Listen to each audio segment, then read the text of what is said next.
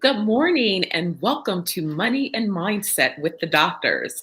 I'm Dr. Stephanie Ardrey, and with me is Dr. Thyonne Gordon, known as Dr. Story Genius, and I'm Dr. Money Live. Welcome to another episode. Hey, Dr. TG, how are you today? I'm doing great. How are you? I'm good. I'm on fumes, but I'm good. Yeah, you're moving around a little bit more since you've been back, huh? Yes.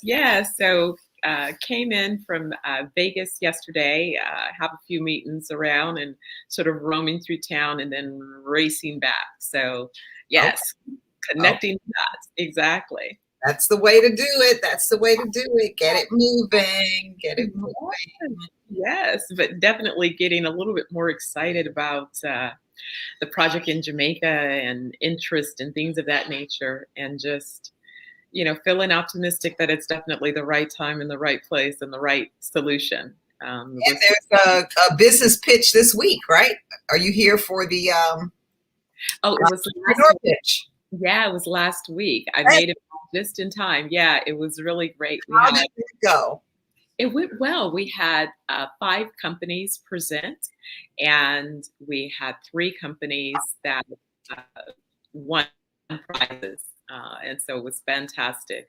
They had interesting businesses and concepts, and definitely at different stages of development. But it was just encouraging to see that the entrepreneurial spirit prevails irrespective of what happens. So that's important, is staying focused on a possibility, recognizing opportunities, and being able to execute. I am surprised that it was only 5 businesses. Yeah, I think that it just was a combination of the timing and the marketing. I admit on my side, it came a little fast and I wasn't able to do as much. Normally, I do a lot of promotions through all my social media as well. And but I think a few people may not have realized that we had gone virtual again. And so, you know, Okay. but we're excited because next time we're going international. And so I'm going to encourage entrepreneurs from all over to participate. So that'll be really exciting. Congratulations to all the winners and congratulations to Sip and Sonder and the team there and to you for putting together that with the Black Investors Club. That's fantastic.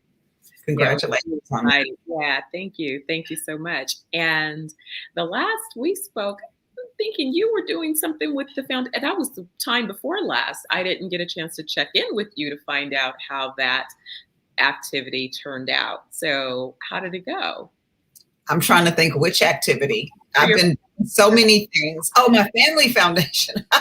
We did in January we did a virtual reading hour, and in February we did one, and we've been doing them regularly now. So it was fantastic. The people love to hear the reading.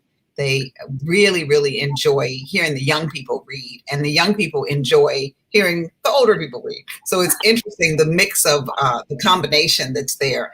And I have to say, we must have had about 30 people on that call and on that virtual reading hour. And it was very heartwarming to me because you could see the generations of people on the call. And even though the books were for toddlers or something like that, a grandmother was sitting there just like really taking it in, like the first time she heard the book as well. So it was really nice to see all of that. And the books that were generated from that, there was one book, My Hair Grows Up.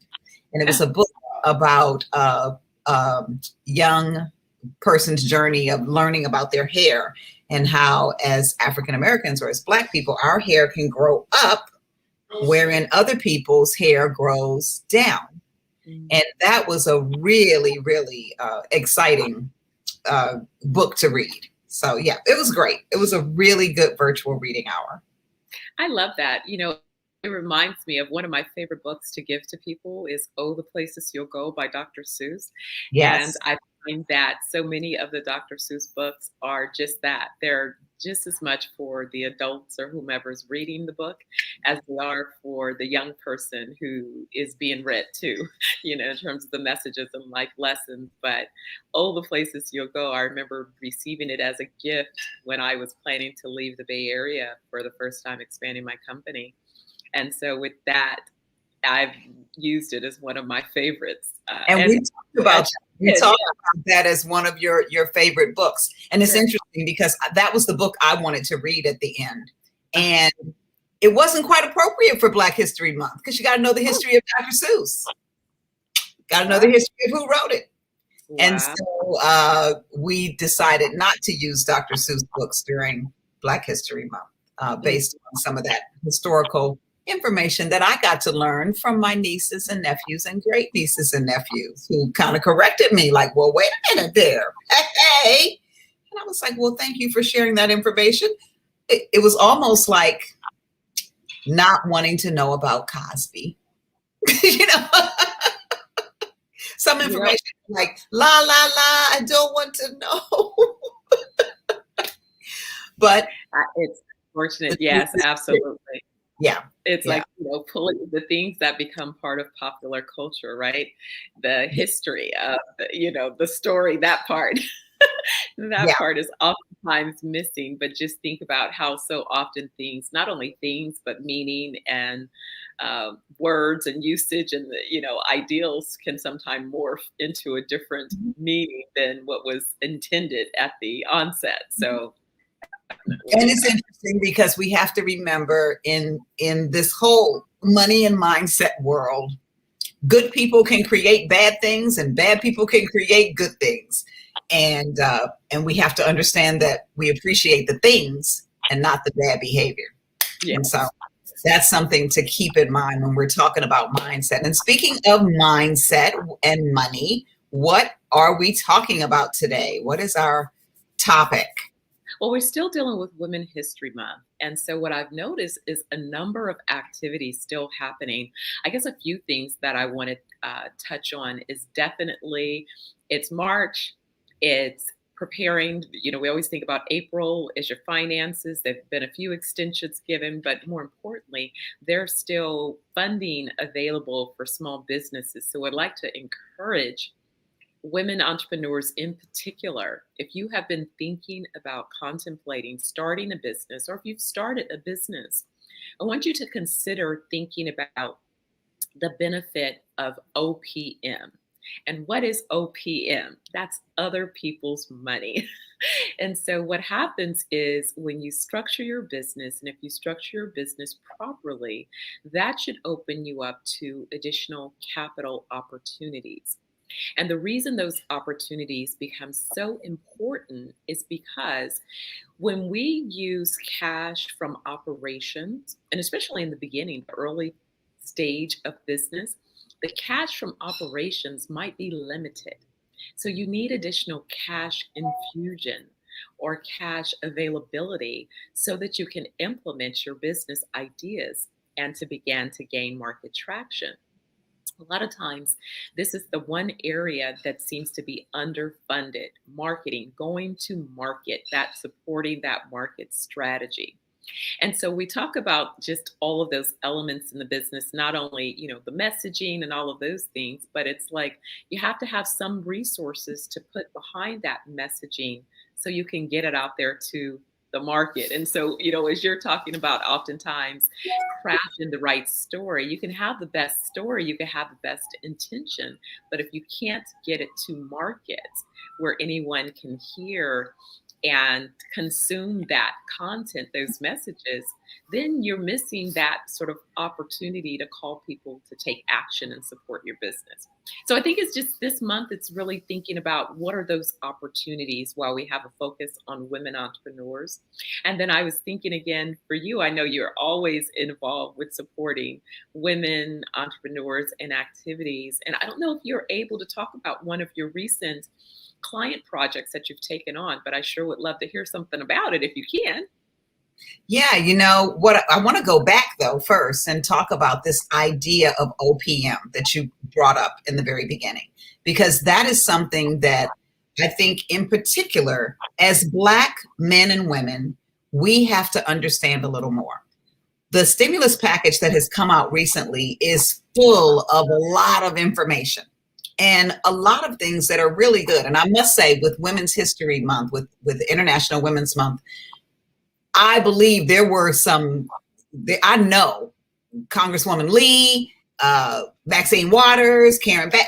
I know these women had a lot to do with this plan, because when I look at something like $7,000 to help with bereavement, to help with funeral costs, that is something that just requires the touch, the mindset of caring and understanding what people are going through during this time of loss, grief that we've talked about a little bit. So when we look at the stimulus package, it's time for people to really, we started with me talking about our virtual reading hour. Read, read, read. You have to read through this package. There are things in there that are specifically for women. There are things that are specifically for families. There are things that are specifically for Black and brown businesses, business owners. So looking through and culling and finding out, where do I fit within this? Now, some of what is in there are loans. The Economic Injury Disaster Loan, that's what it's called, EIDL.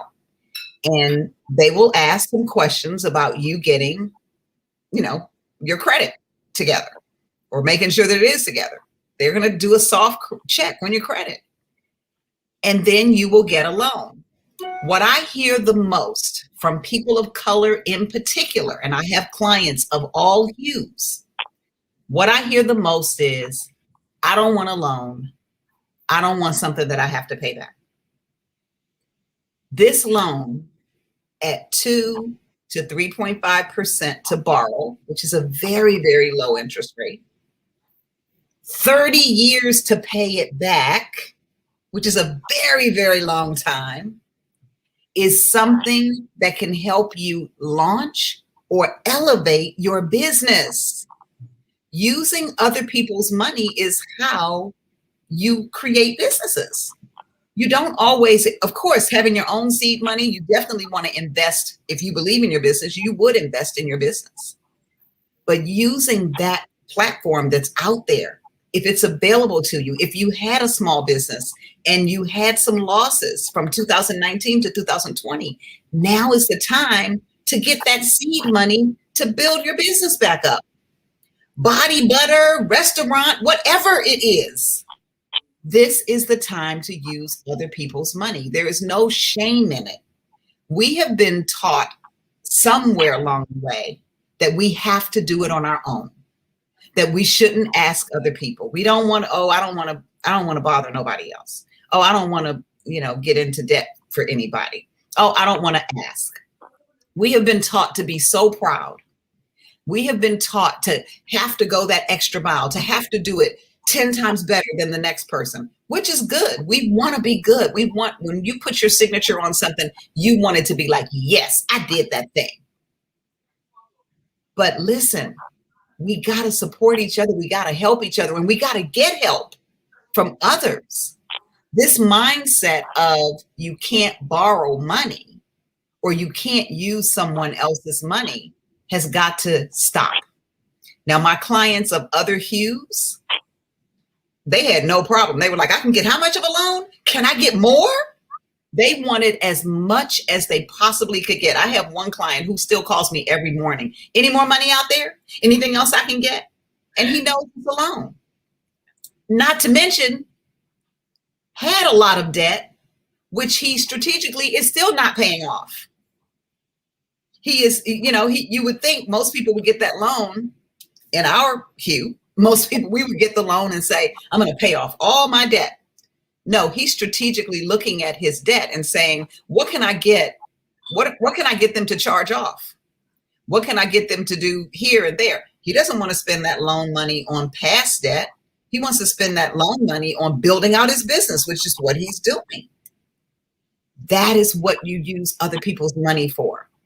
So when you think of the stimulus in particular, I really, really, Dr. Money is encouraging us to get into business, to launch something, to get that concept out there. If you haven't had it out there before, get going with it. We also want to encourage you, think about these gifts of loans. Some of them are forgivable loans. Yes, they're forgivable. The PPP, if you've had a business, it is the Paycheck Protection Program where you can recover some of your paycheck money. That is a 1% loan. So even if you didn't get it forgiven, even if you don't get that PPP forgiven, it's 1% over 10 years. And so it's still worth it to use other people's money. I've had people that I've gotten this money for, and they say, well, I don't want to use it right now. I'm just going to pay it back. And I'm like, well, pay it back on time, because you don't know what is going to happen tomorrow. Look at everything that's happening in the world. There was a mass murder, I understand, yesterday. And I don't even know all the details of it, because I didn't want to take that energy in today. Not yet. I can't deal with it right now after last week's murder.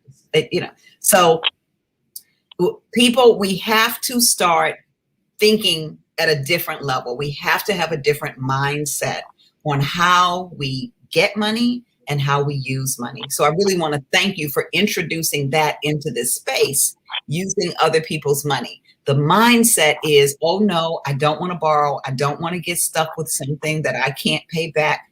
I get it. But you got to shift that mindset. I will be able to pay this back, because I'm going to create a business that generates triple this, quadruple this. My business is going to be so amazing that I'll be able to pay that back and pay some forward. That's the mindset we have to have about the money. Not just that, oh, I got to hold on to everything. Well, it reminds me so often of when we talk about not only mindset, but the transitions. It's the difference in when you have an employee mindset versus an employer mindset. If you're in business or contemplating going into business and you're thinking like an employee, then that should be the first note that I need to get guidance. I need to find a professional coach. I need to speak with some professionals who are entrepreneurs, business people, to explain the distinction. When you have a job, you're giving up the profits that company is making. The reason they call it just over broke is they're paying you enough to keep you employed to do the work that entrepreneur does not want to do, yet they still have built in profit. So the things that you think that you have that create security for you or limits the security for you are by design, because you are not the owner of that business. The entrepreneur is the owner of that business. And that business is designed around their vision and mission and objectives, not based on yours. Now, I've always had the attitude of fair exchange is not robbery, because there were definitely times along my career where I felt I could best gain the experience that I wanted for an entrepreneurial venture by being an executive for an organization that allowed me to kind of run those plays before I decided to go out on my own, because I understood what that looked like on my own. And I also wanted to build my experience and my resume and create contacts that I felt would be essential towards my success with executing those business plans. But I never had the mindset of an employee. And so that right there makes a key difference when you go into business, because nobody owes you anything for your business. So you, as the CEO, your new job responsibility means you set the vision and you go find the resources, be they financial, material, human, technological. That is the job of a CEO. We're headed here. What are the resources that we need in order to get there? Yes. And Dr. Money, I see a couple of things that are here in the chat with some testimonials and different information that's coming in. Somebody said, yeah, Dr. Seuss blew it, didn't he? He blew it on his writing. Dr. Seuss, amazing writer. I know they did pull some of the books recently from the library of what they'll continue to print. CEO mindset, great information. That is where we have to get to. The mindset of a CEO is not that of an employee, it's of an employer. So that's where you're headed. Even if you're in this as a solopreneur, this entrepreneur who's at it on their own right now, You're not on your own if you had partners that were investing, if you were using other people's money, and you can create a portfolio like that. So it's something that I think we want to encourage our listeners to think about in terms of what do you have to do to get the mindset of a CEO? What is that? What are those things that you have to do? Where do you have to take yourself? How do you have to prepare? How do you have to organize? How do you have to see yourself first? What type of mindset do you have to have about you? And then what type of mindset do you have to have about the money that you're thinking of generating and the money that you have to use to start your business? What are you thinking in terms of those things? Mindset is going to be critical in running or operating any type of business. Mindset is critical in everything. But if you're talking about having a sustainable business and your mindset is, I have to do it all alone, I can't use other people's money, I can't use other people's resources, that business is going to be very limited because you're talking about the capacity of what one person can do. And when you use other resources, other people's money, other people's energy, other people's time, other people's resources, when you use those, you get leverage. So it's like pushing this boulder up a hill. When you're pushing that boulder by yourself, you're just pushing. You get your back to it. You're pushing it on its side. You use every part of your body till your body is so sore that you end up just sitting at the boulder like, I can't push anymore. I'm done. And the next thing you know, that boulder seems like it's rolling back over you. You're going downhill. But then somebody gives you a stick and you can stick that stick right under the boulder just to hold it up for a second. And you're thinking, oh, maybe I'll push it a little bit more in a few minutes. But then that person who gave you the stick says, I can help you push the boulder a bit. So now you got the stick and you got two other hands to push the boulder. Okay. Still heavy with two people. Some others come from the woodwork somewhere. The more you have, the more hands pushing that boulder up that hill, it actually can make it over. But when you're doing it alone, you're looking at this thing just continually coming down at you. And that's how entrepreneurs feel many times, that we're in it alone, we're pushing this thing up the hill by ourselves, and it'll just never be done because we haven't changed our mindset of how to bring people in and how to use other resources. Now, mind you, I could hear people saying, well, I can't trust anybody else with my stuff. I get it. I get it.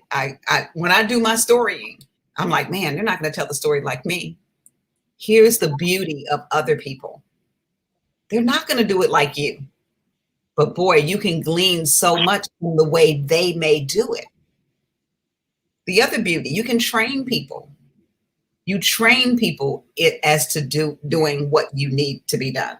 When you were an employee, you were trained to do the job. And either you were a good employee or a bad employee. Different. That's it. You're either a good employee or a bad employee.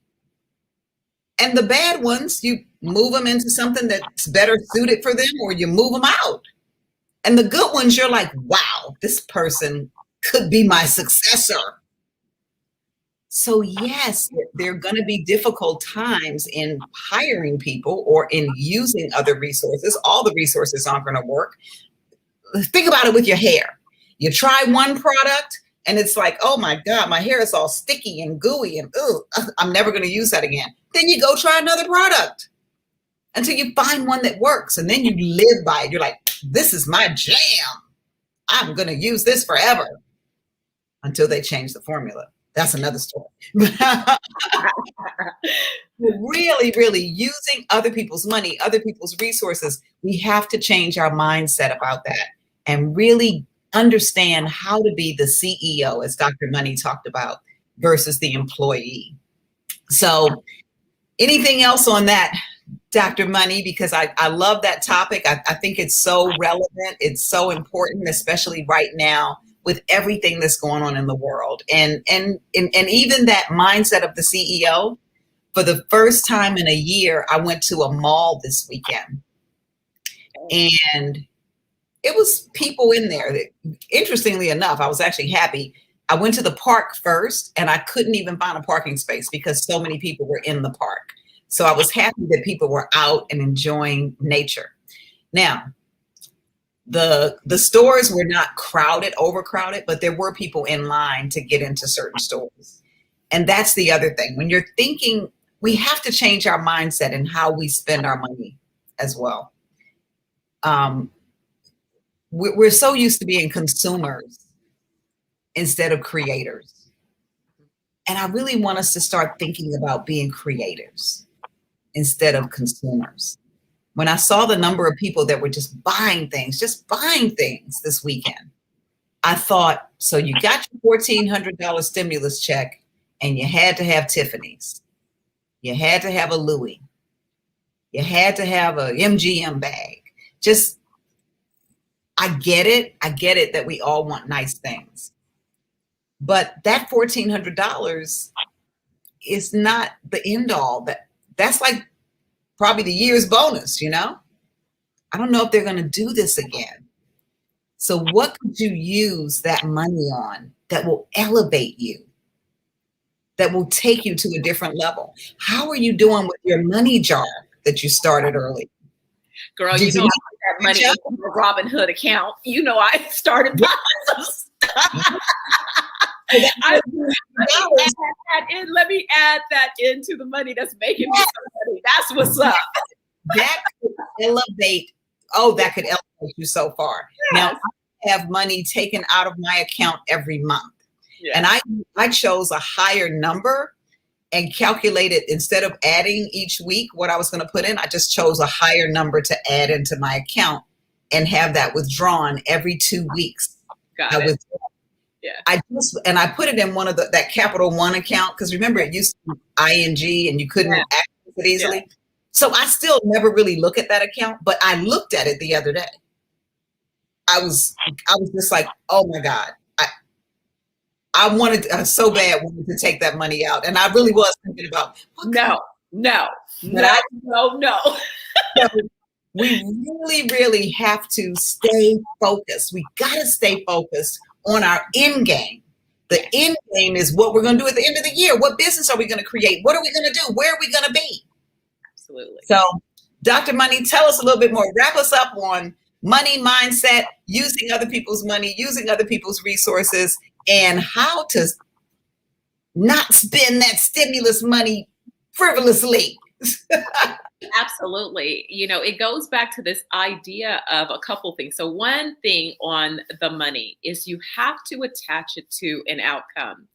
And one way that I've always motivated myself to not get caught up on small, well, you know, I had this saying, which y'all know, I've yelled it out before. If it's on your AZZ, it is not an asset.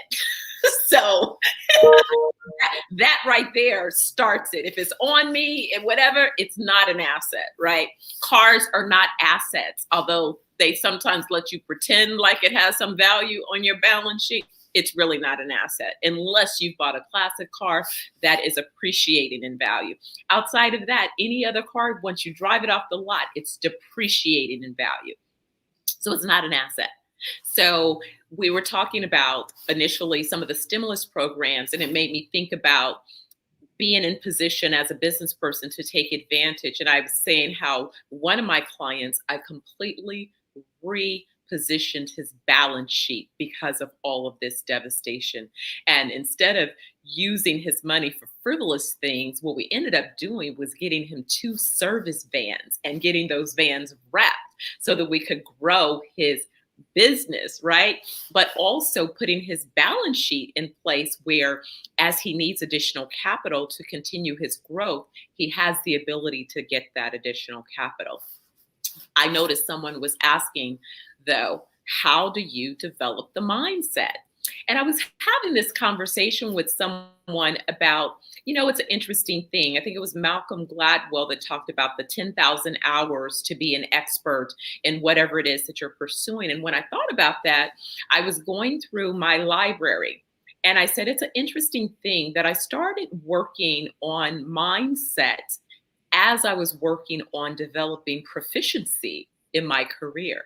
So it has been a parallel path for me my entire journey as from a young adult. I had my first business at 18. So from 18 to this point, I have equally shared my bed with books about mindset, personal and professional development, as well as specific to the industry or sector that I was pursuing professionally, which in the beginning that was advertising. So advertising, marketing, you name it, I was the guru, anything and everything around that, be it books, be it workshops, be it training, be it studying and taking workshops and trainings from my competitors, going and learning their information. But the mindset was always about looking at how I could be more effective in my role as a leader and what that meant. Because sometimes along your journey, you may not have a position of leadership. And so because of that, a lot of times people think that they're not leaders. But absolutely you are. There is someone that is looking at you in your particular role and position, your station in life. And they're making observations about how you behave, how you present, how you deliver, how you face and overcome obstacles. How do you do those things? And so these are things that people are looking at. And so your mindset, when you challenge or face a challenge, think about all of the tragedy. And we could just talk about, here we are finally in spring, people wanting to get out. And then now we have these two devastating back-to-back weeks of just tragic shooting.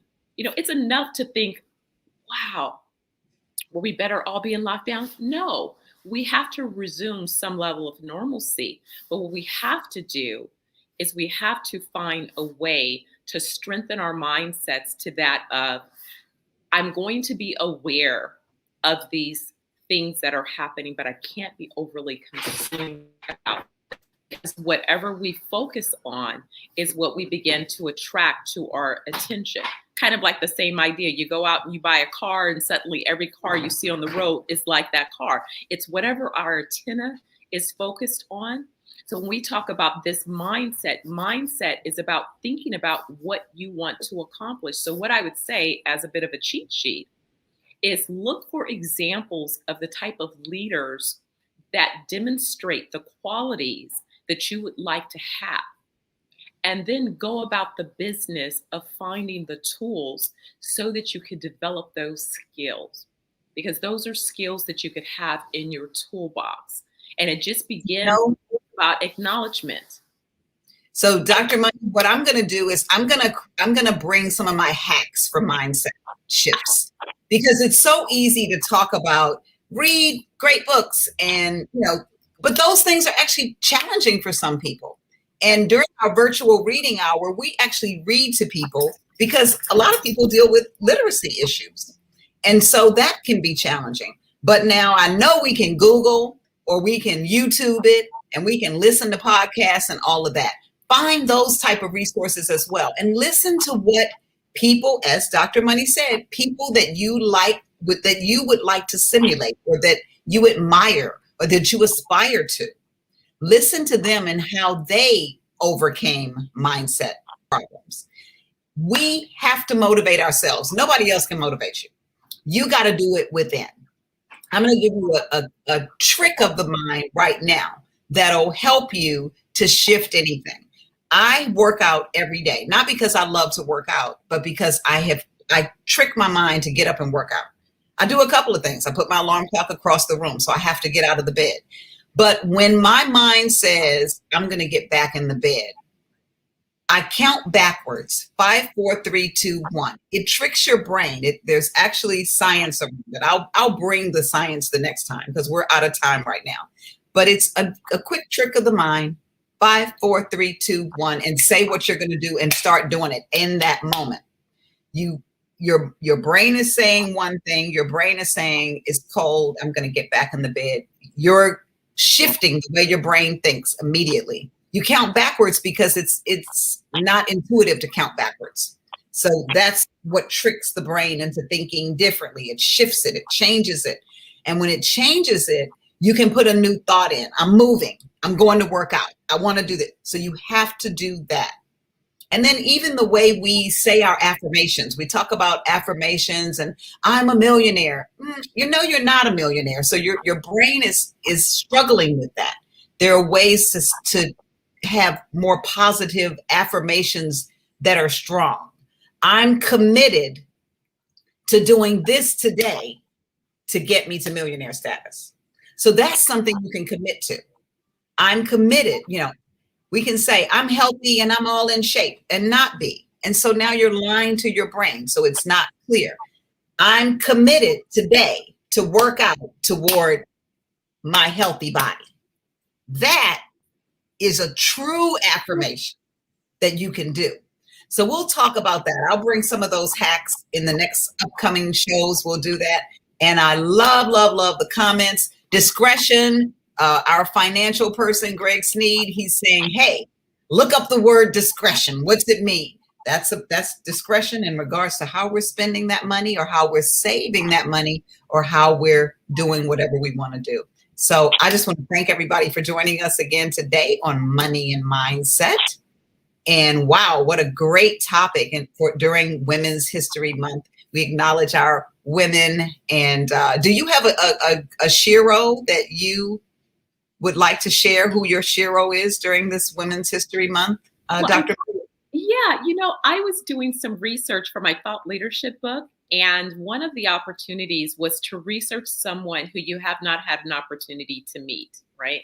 And so that person for me is Melody Hobson. I've been watching her career and I was interested in her from the beginning. I remember when she first went to Princeton and John Rogers and just how she joined the Ariel group and just watched her entire career. And what's interesting is as I was doing the research, she made a recent announcement and they have actually put together a fund that's aimed at supporting small businesses. So it's like, wow, because as I was doing the research, I said, oh my God, I'm going to meet her eventually. And so now I've become really aware that I'm going to meet her. You know, it's like she's doing the stuff that we need to talk about. So that would be one of the people right now who is top of mind. And I guess I just say one throwback in this same process of doing these interviews, I got a chance to interview Carol H. Williams from the Carol H. Williams Advertising Agency as one of my early mentors. And I just have to shout out to Carol again. The interview for the purpose of the book was just so insightful. And here I'm thinking I'm paying homage to these women, but I can tell you each interview that I've completed, I'm just blessed by, you know, it's the feedback that they've shared of what they saw in me as, you know, we're talking about from the age of one lady met me at 11 years old. And so we're talking about basically from 11 years old to about 23, 25 years old. So this perspective of how these women saw me at that point and what they think about, you know, where I am at this point in life. And so, yeah, I'd say that's it. Yeah. Day heroes. I love honoring them. And I have so many who have seeded into my life. Dr. Pearl Grimes, specialist in international vitiligo and skincare specialist, is one of my personal sheroes. She is always on the innovative cusp of everything that's going on in the world and supports people with her organization, CARRY, Coalition for At-Risk Youth. And I just love Dr. Grimes. Sarah Finney, writer and producer, has encouraged me since I first came to California. Always just right, just right. That's what she would tell me. So I love her. And my throwback would be, and I'll leave this for our closing, Harriet Tubman. And Harriet Tubman, what can you say? We know who she is. Harriet Tubman needs to be on the $20 bill. If you see a petition to sign it. This needs to come into effect Money is our way to tell stories. Money is our history, currency across the world. The 20 is one of the bills that goes out the most.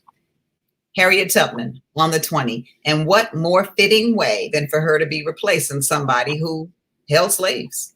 So that's my story, and I'm sticking with it. Harriet Tubman, Shiro, and want to shout out for that. Excellent. Well, with that, everyone, we're going to let you go, but guess what we want you to do? Tune in next Tuesday at 9 a.m. Pacific time for another episode of Money and Mindset with the Doctors. I'm Dr. Money signing off. And I'm Dr. Story Genius signing off. See you next week.